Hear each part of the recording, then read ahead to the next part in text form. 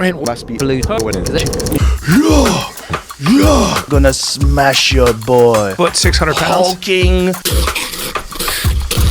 Have you ever wondered how Joe Rogan, the guy who describes himself as a Professional fool, went from a full-time career in stand-up comedy to becoming the #1 most influential podcaster in the world? With consistent listens of over 10 million per 2 to 3 hour podcasts, what is so unique about the conversations he shares with a wide range of guests, including celebrities, athletes, scientists, and even politicians, that get people to tune in? A dip into the podcasting powerhouse's past could reveal some of the reasons behind his outward, engaging personality. Our story begins in 1967, when Joseph James Rogan was born in Newark, New Jersey.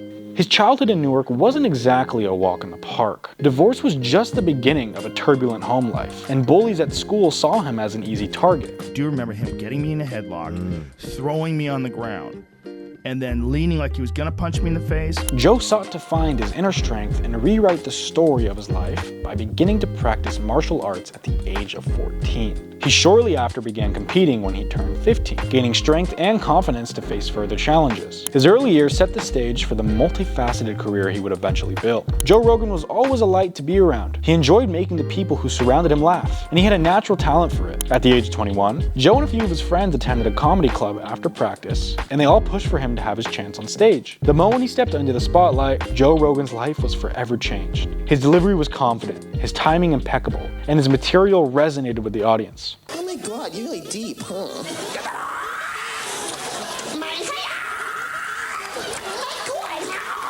Joe had determination, and he was looking to expand his versatility as a performer. He always believed that he wasn't cut out to work a normal 9-to-5 office job, and he had every intention of making it work. If you dedicate your time and your focus, like realistically, you show up every day, like a professional, on a regular basis, ideas will come to you. In the early 90s, Joe stepped into the world of television, including his first job on the popular NBC sitcom News Radio, which marked an intriguing chapter in his career. This was a significant break for him, and Joe moved to LA to pursue things further. His character on the show, Joe Gorilli, was a handyman and electrician at the fictional WNYX radio station, and he added a unique and humorous dynamic to the cast. Because the light's better over here. Damn, everything's better over here. Unfortunate for the show, Joe only saw the job as a source of income. He moved away from soap ops as he didn't see himself as an actor and wanted to focus more on stand-up. But on one fateful day, Joe Rogan received a call that would yet again change the course of his career. The UFC was looking for a color commentator.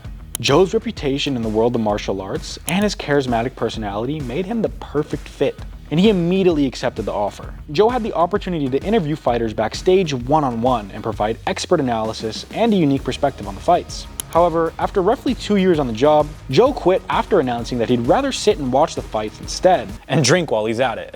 I didn't know what the fuck I was doing. I didn't have any training at all in sports commentary. I just would see what was happening and start talking about it. In 2001, Joe then became the host of the popular reality TV show Fear Factor.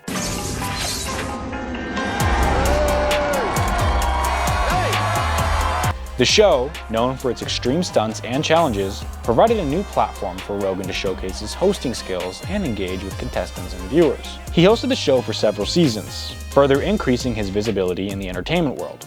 At the beginning of the 5th season, Joe began to feel burnt out and bored with his choice to commit to this role. But luckily for him, the show ended shortly after and allowed him to once again focus on other opportunities and projects. So if you like Fear Factor, I'm sorry, but we ran out of shit to do to those fucking idiots. I couldn't believe it lasted as long as it did. I was more surprised than anybody. I would show up every day wherever they would tell me to show up. This is where I would show up. I didn't know what the fuck was going on. I would show up and they would tell me and I'd go, really? Later on, Joe returned to the UFC at a time when the organization was still growing and seeking broader recognition. His presence as a commentator contributed to the professionalism and credibility of UFC broadcasts, helping him elevate the sport's profile as he did so with other programs. But that was short-lived when Joe realized he made more money per week selling out his own shows than he did being an extra on someone else's. Joe made a comeback to the stage of comedy, but this time the crowds were bigger and more successful due to the exposure he received by being on TV. Joe was on the map, and with his newfound fame fame, now he didn't have to worry about his financial situation. Because of this, Joe invested some of his money into 2 videographers to record his shows. This enabled him to broadcast the recordings to reach an even wider and exclusive audience. A few weeks before Christmas, Joe Rogan and his wife Jessica moved back to LA after living in Colorado for several years. Joe wasn't too happy with the move, especially considering how well he was doing in his career after escaping Hollywood. Escape from LA. Escape from LA, man. Alyssa, I have hope LA comes back, reemerges as what it used to be, or better. But being in LA might have worked after all, because Joe Rogan's journey into podcasting began on December 24th, 2009.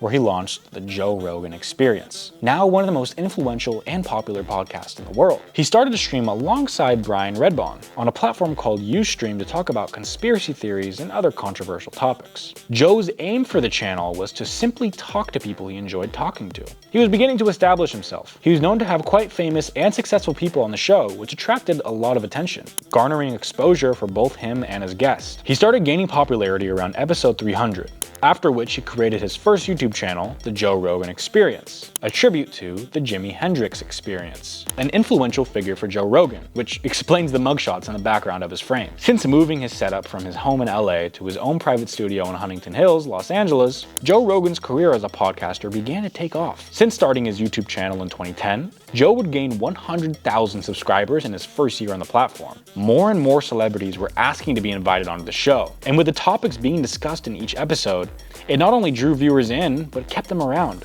The Joe Rogan Experience has been host to some crazy moments in history, like when Elon Musk, the big brain behind Tesla and SpaceX, appeared on the show in 2018. A casual conversation about technology and life turned heads globally when he nonchalantly smoked marijuana on air. People talked, Tesla stock dropped. They had funding secured. That didn't materialize. You got to wonder, what is the board going to do? And it's already been criticized that the board, it's got his brother on it, it's got allies, got homeboys. And the episode zoomed around the internet, becoming a topic of widespread debate. Political waves were also made when Bernie Sanders, a US senator with presidential dreams, visited Joe's podcast in 2019. Away from the usual political spotlight, Bernie got to talk about his policies and ideas in a more relaxed and detailed way. This episode showcased a different side of political campaigning, where politicians could connect with audience in a more direct and human way.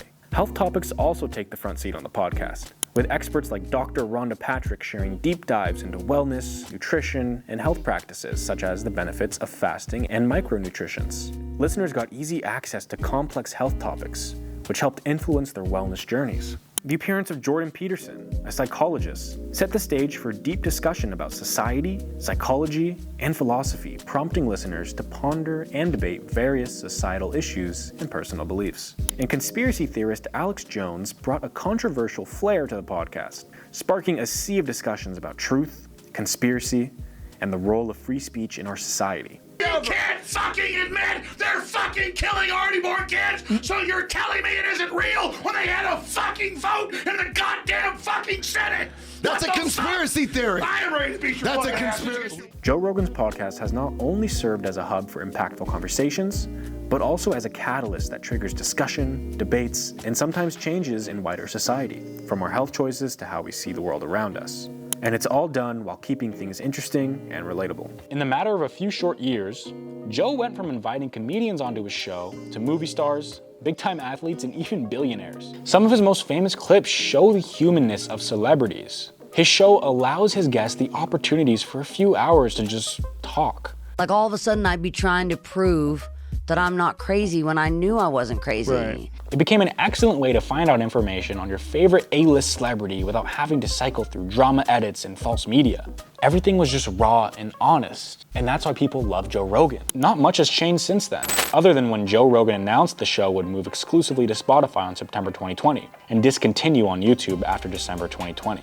Rogan was promised a licensing deal estimated at $100 million for 3 months. As of today, Joe Rogan is still posting clips to YouTube, but to have access to the full episode, you would need to tune into Spotify. What do you think of Joe Rogan? Is his podcast the best on the planet, or are there any other better ones? Let us know below.